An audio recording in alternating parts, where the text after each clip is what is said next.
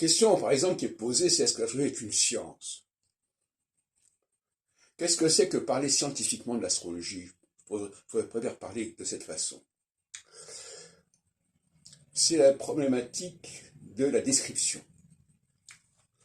Par exemple, j'ai beaucoup consacré de temps à la description de la langue française, de son mode d'emploi.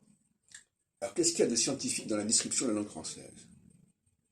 Pour moi, une description, je reviens à mon mémoire de 89, à ce sujet que vous posez sur Script.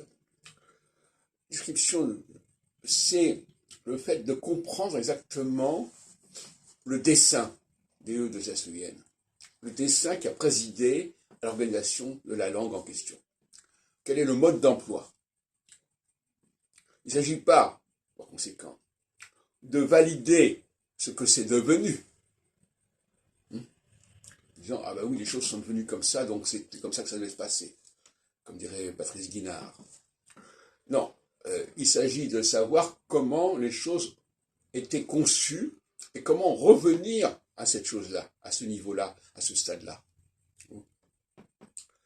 Et c'est ça que j'appelle une approche scientifique. Alors, est-ce que c'est de la science au sens de la nature? Peu importe.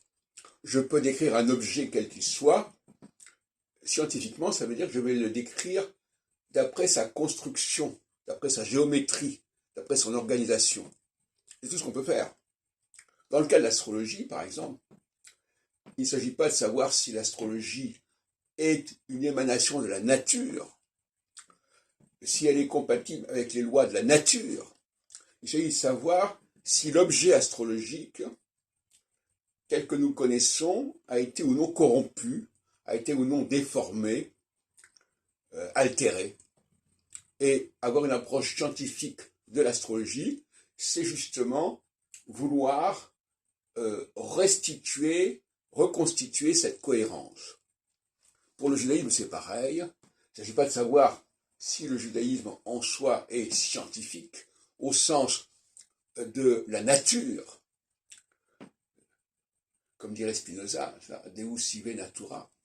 Non, il s'agit de savoir quel a été le projet qui a sous-tendu l'organisation de l'humanité, qui a sous-tendu le rôle attribué aux Juifs, et c'est ça qui est intéressant.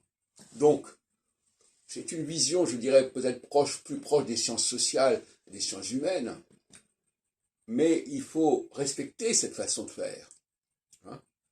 Il faut respecter les gens qui essaient de restituer la cohérence première d'un système, tout en reconnaissant que ça n'est pas comparable au sens strict du terme avec les recherches sur la nature, sur comment les choses sont devenues par elles-mêmes, comment elles ont été établies par elles-mêmes, par le biais de la nature.